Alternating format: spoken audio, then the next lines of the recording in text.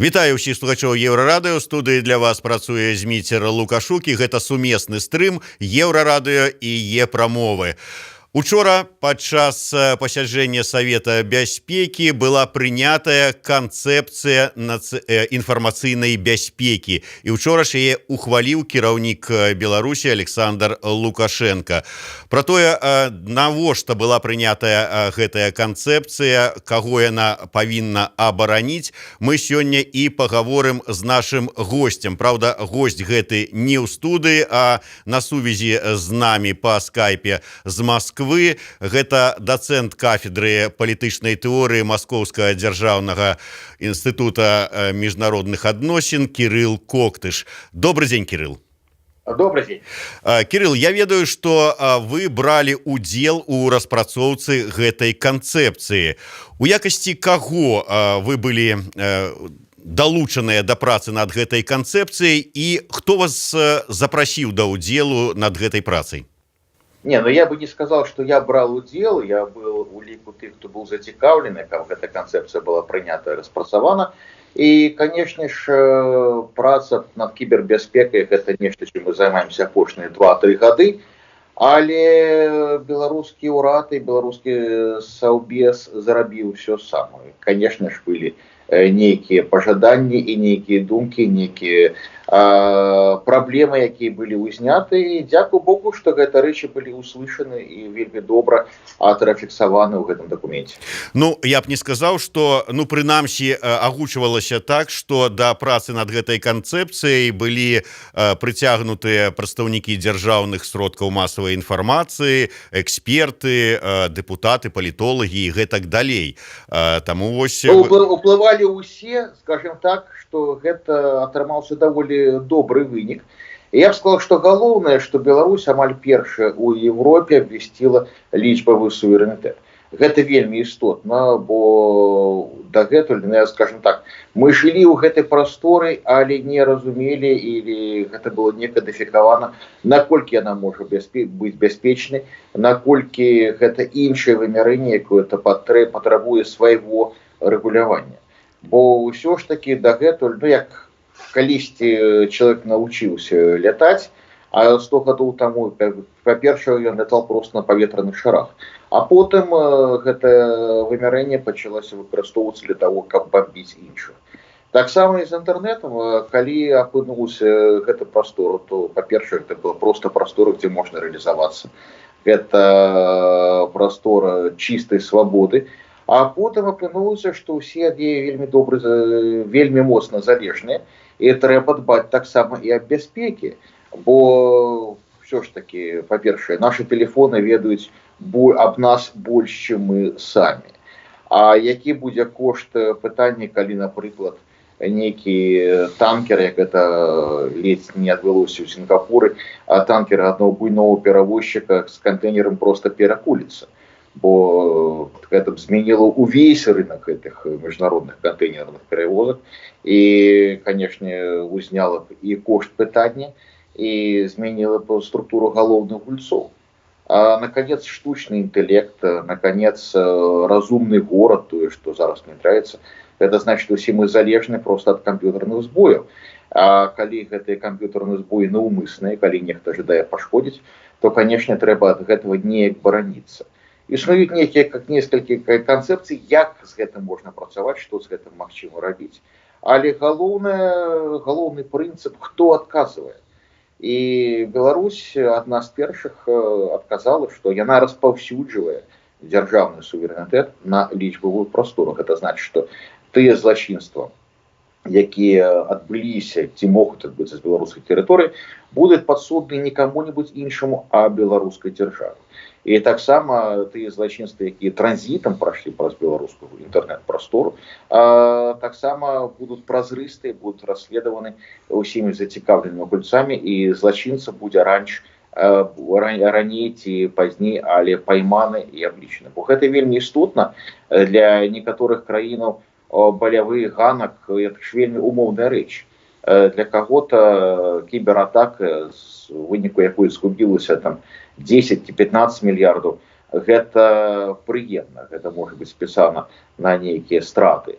А для неких краін і страта 1 мільярда можа быць нагодай для аб'явы вайны. Таму гэтую прастору трэба рэгуляваць, гэтым дыскусіі ідуць даволі доўга. Я б сказаў, што дыскусіі ідуць 18 гадоў. І вельмі добра, што зараз Беларусь зрабіла рашучы крок, апынуўшыся наперадзе даволі многіх краін, канцэптуальна адказаўшись на тое пытанне, якое зараз балючае і істотнае для ўсіх, бо як да гэтага падыходзіць, спрэчкі ідуць дагэтуль, ідуць на пляцоўцы Арганізацыі Аб'яднаных Нацый, на іншых пляцоўцаў. І зараз Беларусь атрымлівае нейкае маральнае права на лідарства у вызначэнні гэтых пытанняў. Нарэшце Беларусь апынулася дзесьці першай, і гэта ў вельмі істотнай і сенсітыўнай сферы. Я одно маленькое удакладненне, просто калі чыталі адразу, ці пачулі, скажем, ад старшыні Савета бяспекі спадара Зася про тое, што будзе там разглядацца канцэпцыя інфармацыйнай бяспекі, у нас вучаных ужо вопытам журналістаў адразу ўзнікла думка, ізноўку будуць рэгуляваць незалежныя СМІ, ізноўку будуць нейкія рэпрэсіі, прыцясненні і гэтак далей. Ці ёсць нешта вось такое, ці закладзена ў гэтую канцэпцыю? Я гэтага не ўбачыў. Я вельмі уважліва чытаў канчатковую рэдакцыю. Яна вельмі добрая, яна ўзважаная. Дарэчы, яна была прынята пасля пашыранага паседжання, і, наколькі я ведаю, 2 дні яна абмяркоўвалася і ў даволі аўтарытэтным коле спецыялістаў. І галоўнае, што дэкларавала Беларусь, і гэта вельмі істотна, што беларуская культура, беларуская мова, беларускі погляд на рэчы з'яўляецца нацыянальным скарбам, які варта берагчы, які варта шанаваць, варта вырошчваць.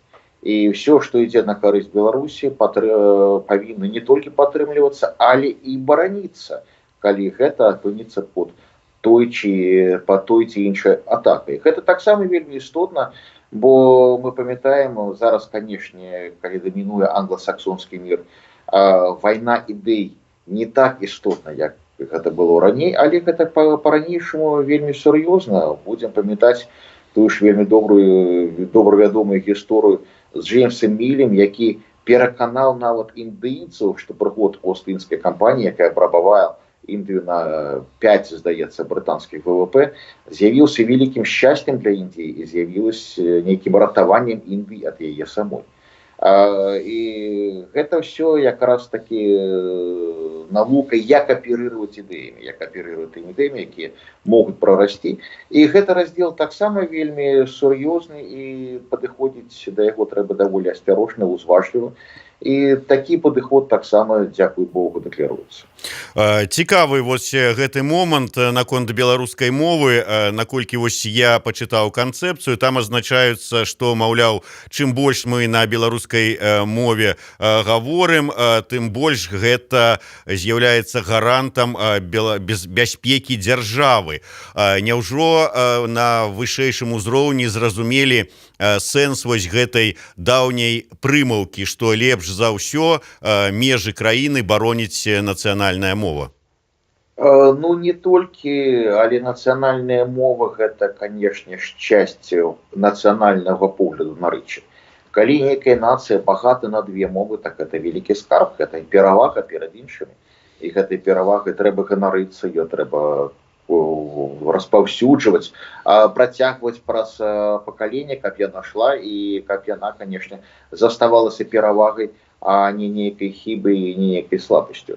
І дагэтуль, скажем так, мне здаецца, дзяржава і раней все гэта разумела, але так апынулася, што радыкальная пазіцыя прыватызавала беларускую мову, і гэта стала на даволі доўгі перыяд нейкім маркерам, які, скажем так, азначаў апозіцыйнасць ці лаяльнасць дзяржаве.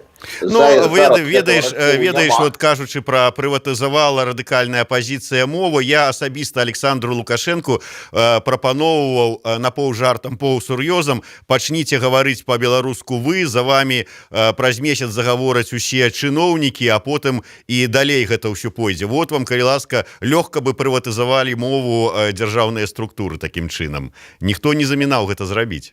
Ну, ніхто не замінаў, але Александр Григорьевич у 94 годзе, калі я ў яго брал інтэрв'ю, таксама на пытанне на беларускам адказваў на беларускай мове, на пытанне на рускай мове адказваў на рускай мове. Але ўсё ж таки, калі прыпомніць той перыяд і ты, скажем так, той узровень палярызацыі даволі сур'ёзны, ну, насамрэч, мова стала нейкім раздзелам. Гэта вельмі блага, конечно, было для мовы, бо мова не павінна быць палітызавана ўвогуле. Яна павінна быць над палітыкай і проста як некая частка нацыянальнага сэнсавання. Бо, ну, карыстаюцца ёй нацыі добра і карыстаюцца, гэта тое, што робіць нацыю нацыі і тое, што, скажем так, робіць яе погляд на рэч, яе погляд на рэчаіснасць нейкім унікальным і непаўторным. Калі гэта две мовы, яшчэ лепей. А калі гэта 4-5 моў, як у Закарпатці, ну, так это так же немагчыма адыскаць білінгву, там звычайна квадралінгвы, пенталінгвы, у которых 4 родныя мовы і 5 родных моў, і нікому гэта не замінае, усе просто адчуваюць багацей на гэтыя некалькі моў. І вельмі добра, што гэтая думка у рэшце рэшт апынулася у канцэпцыі інфармацыйнай бяспекі.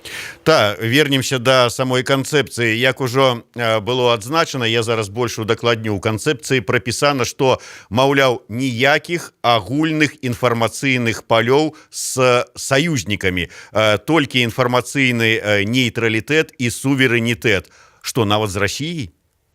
Не, размова ішла аб тым, што кожная дзяржава, подкреслим, распаўсюджвае свой суверэнітэт на сваю лічбавую прастору. Гэта значыць, што яна з'яўляецца адзіным вызначальнікам правілам гульні. І гэтыя правілы гульні вызначаюцца для той тэрыторыі, якая падкантрольна. Скажем так, дагэтуль суверэнітэт распаўсюджваўся на зямлю, на воду, на паветра, зараз яшчэ і на інтэрнэт. І было б дзіўна, калі б кіраванне тэрыторыі ці кіраванне паветрам было б нейкім сумесным, а не падкантрольным камусьці аднаму, бо гаспадар павінен, конечно ж, быць адзін. І гэта распаўсюджанне таго ж прынцыпу, гэта не варожасць, гэта не дэкларацыя нейкай ізаляванасці, либо нейкай адцуральнасці, гэта проста дэкларацыя таго, што гэтая прастора пачала афіцыйна быць падкантрольна беларускай дзяржавы і беларускія законы дзейнічаць на гэтай прасторы, дзяржава гатова за гэта адказваць. Гэта не сяброўская, не варожая дэкларацыя, гэта проста дэкларацыя таго, што беларуская юрысдыкцыя распаўсюджваецца зараз і на беларускую інтэрнэт-прастору. Але гаворка толькі пра інтэрнэт-прастору. Я пра тое, што вялікае месца ў інфармацыйным полі Беларусі займаюць расійскія СМІ, тэлебачанне тое ж самае, да і радыё, той же самы Спутнік Беларусь, там іншыя там FM-каналы. Вот іх яны трапляюць пад дзеянне гэтай канцэпцыі? Калі яны працуюць па беларускіх законах, то гэта часто, конечно, трапляюць, бо закон рэгулюе не тое, хто будзе працаваць на рынку, а закон рэгулюе тыя правілы, тыя умовы, па якім трэба гуляць. І мне здаецца, што ўсе СМІ, якія працуюць у Беларусі, так ці інакш у межах гэтых законаў працуюць. Размову зноў падкрэслю не ідзе а нейкай варожасці ці нейкай ідэалагічнай палітыкі, якая будзе дзяліць на правільных, на неправільных, на сваіх ці на чужых. Гэта проста палітыка, якая ўзмацоўвае правілы гульні. Усе астатнія гульцы павінны з гэтымі правіламі лічыцца, ну і гэта зразумела, гэта працуе. І гэта, дарэчы, той самы здаровы сэнс, які і даўно павінен быў рэалізавацца, бо неўрэгуляванасць інтэрнэт-прасторы, конечно ж, была праблемай. Што ж тычыцца контенту, то я нагадаю, у нас уже была нейкая размова на гэты конт, што калі не памыляюсь, до 70, нават до 80% расійскага контенту телевізійнага прыватнасці робіць адзін брытанскі холдинг Zodiac TV. А каля 70-80% беларускага контенту робіць той самы брытанскі холдинг Zodiac TV. Так само ён же робіць до 80-70% украінскага контента і ва ўсіх астатніх краінах СНД. Таму, бо справа не ў тым, што гэта нейкі проіскі. Справа проста ў тым, што для таго, каб акупіць контент, нават 140 мільёнаў можа не хапаць. І гэта ўжо іншая размова, калі мы пагадзіліся на тым, што інфармацыйны рынок – гэта інфармацыйны рынок, што ён павінен неяк себе акупаць, тады мы вымушаны просто лічыцца з тым, што патрэбна пэўная колькасць гледачоў, слухачоў, каб нейкая рэклама, каб контент адбіваўся, прыносіў прыбытак таму, хто яго производіць. Атрымліваецца, што рабіць сапраўдны канкурэнтаздольны контент на такой малой прасторы, нават Расія можа вельмі блага. Увогуле існуе толькі 3 паспяховых цэнтра, якія робяць гэты контент у масавым парадку і цалкам акупаюць на сваіх нацыянальных рынках. І не толькі нацыянальных. Гэта Голливуд, гэта Болливуд, індыйская буйнейшы холдинг, і гэта кітайскі холдинг. Усё. Усе астатнія так ці інакш карыстаюцца набытым прадуктам, нешта производят самі, але большую часть купляюць замежжа, зноў жа умовы інфармацыйнага рынку. Калі мы пагадзімся, што гэта не рынок, ён павінен працаваць на іншых асновах, то мы тады нейкая іншая рэчаіснасць будзе, але мне здаецца, што ні ў дзяржавы, ні ў астатніх гульцоў на гэта просто зараз няма грошай. Таму справа размовы не ідзе аб тым, каб дзяліць на добрых ці благіх, на правільных, неправільных, на сваіх ці чужых. Размова толькі ў тым, каб усталяваць тыя правілы, якія будуць зразумелы для ўсіх прысутных на медыйным рынку ў тым ліку. Яшчэ один момант з канцэпцыі, я так коротко сваімі словамі яго паспрабую перадаць, што маўляў, пагроза інфармацыйнай бяспецы краіны – гэта інфармацыйныя войны вялікіх гульцоў паміж сабой. Іншымі словамі, парафразуючы, можна сказаць, што вось вашыя інфармацыйныя войны перашкаджаюць нам, беларусам, спакойна жыць. Можна так сказаць ці не? Вот ёсць такія, ці я неправильно зразумеў там нешта? Любая информационная война – это благо. И Россия, конечно, яе не развязывала, але мы зараз бачим, что Россия з'является галоўным автором выбрання Трампа, что она з'является галоўнай нагодай паразы демократычнай партии Хиллари Клинтон. И увогуле Россия – это якраз менавіта тая нагода, з якой мала што працуе ў Злучаных Штатах, усе праблемы, якія Штаты зараз сустракаюцца, зыходзяць Расіі. Гэта зразумела, што логіка, перш за ўсё, унутрапалітычная. Бо ўсё ж такі, калі палітык скажа, я ніводзін палітык ніколі не скажа, што я не справіўся, ці я памыліўся, ці больш за тое, я там аблажаўся. Гэта немагчыма. А ён скажа, я не здолеў гэта зрабіць, бо была такая моцная нагода, з якой нічога не атрымалася. І гэтую гульню ў першую чаргу мы ўсё ж такі назіраем менавіта ў Злучаных Штатах, бо моц Злучаных Штатаў, яна не параўнальная ні з расійскай, ні з чыёй якой-небудзь краіны таксама. Таму, калі такая моцная краіна кажа, што вось Расія, якая мае там военныя бюджэты ў 7-8 разоў менш, інфармацыйныя бюджэты ў десяткі разоў менш, што Расія супрацьстаіць, мне здаецца, па-першае, гэта ўсё ж такі не столькі інфармацыйная вайна, бо на гэту вайну Расія не з'явілася, сколькі спроба спісаць свае памылкі на Расію і не толькі лішыцца дзяржаўных грошай за свой непрафесіяналізм, але яшчэ атрымаць новыя грошы на вырашэнне гэтай узнікнуўшай праблемы. Гэту калектыўную гульню я бачу. І хутчэй бы назвал яе калектыўнай гульнёй, чым сапраўднай інфармацыйнай вайной. Гэта тое, што найперш кідалася ў вочы, але ёсць такія чаканыя, скажем, прапісаныя ў канцэпцыі пазіцыі, як змаганне з фэйкамі, іншае павелічэнне вытворчасці ўласнага контенту, змаганне з знешнім інфармацыйным уздзеяннем. Вось як вы можаце гэта ўсё апісаць? Наколькі у канцэпцыі прадугледжаныя усе гэтыя нюансы, тое ж самае змаганне з фэйкамі, як і хто будзе змагацца? А вось гэта пытанне, на якое ні ў каго зараз няма нейкага вартага адвету. Конечно, традыцыйная журналістыка разумее, як працаваць з інфармацыяй, як фейкі можна скажем так, адрозніваць ад сапраўднай інфармацыі. І ў традыцыйнай журналістыкі гэта працуе.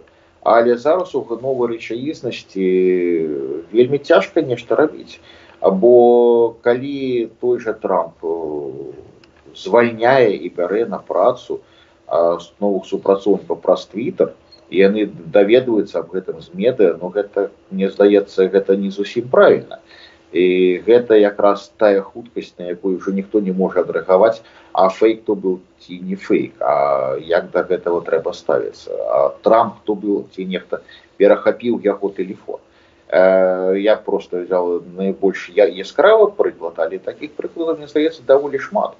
І як з гэтым рабіць, што з гэтым рабіць, як з гэтым працаваць, мне здаецца, гэта будзе асобная і даволі, скажем так, цяжкая праца, якую трэба будзе зрабіць і трэба будзе зрабіць на будучыню. На завяршэнне, ўсё ж такі гэта канцэпцыя, ні закон, ні нейкі іншы заканадаўчы акт.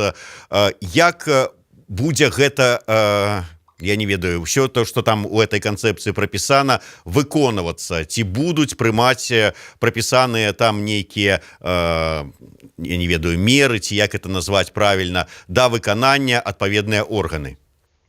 Ну, па-першае, канешне, гэта канцэпцыя павінна легчы ў канцэпцыю тых ці іншых законаў.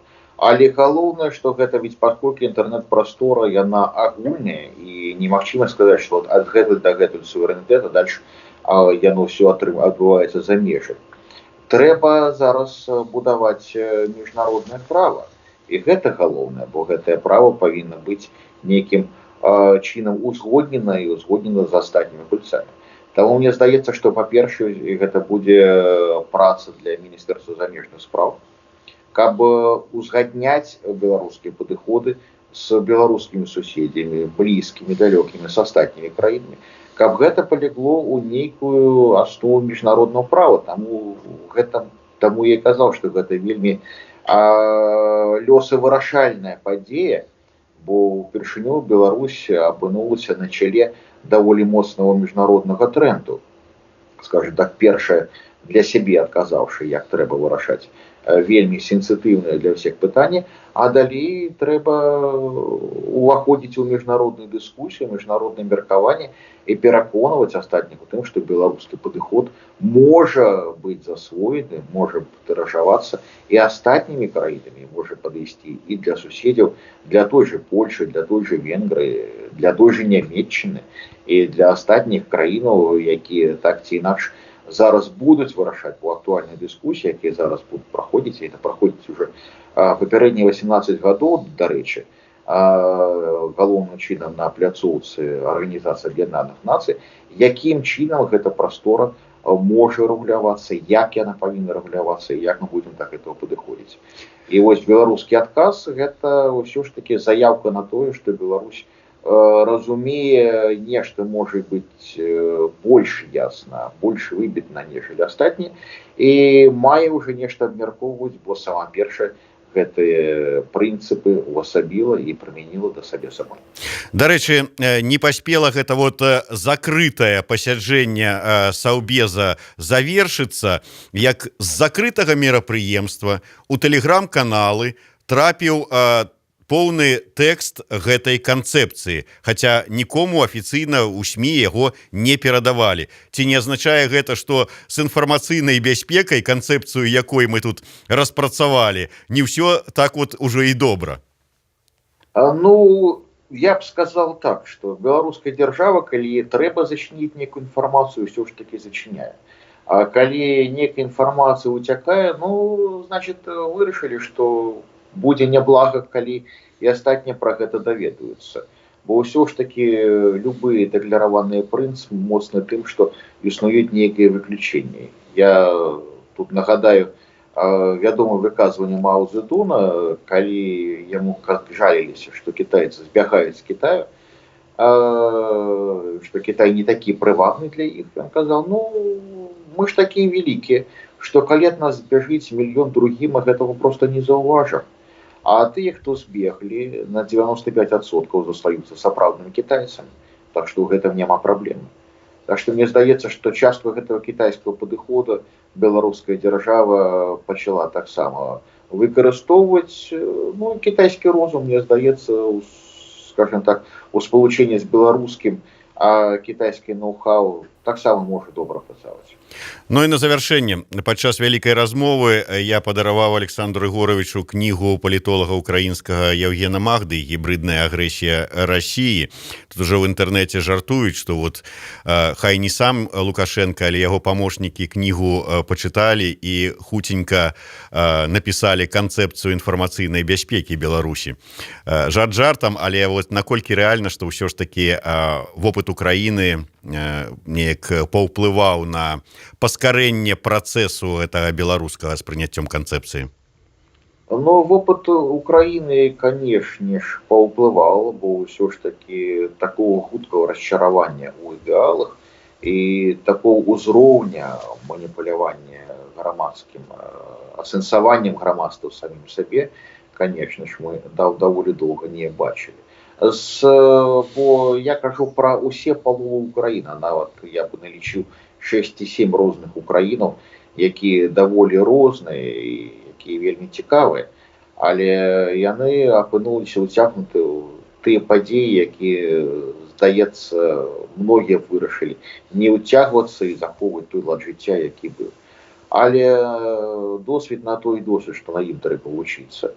І, канешне ж, тое, што адбываецца ў суседзяў, і патрэба, відавочная патрэба у нейкай інфармацыйнай верыфікацыі, у інфармацыйнай стабілізацыі, у тым, што грамадства асэнсоўвала сябе даволі здаровым, каб оно было ўпэўнена, што дзяржава існуе.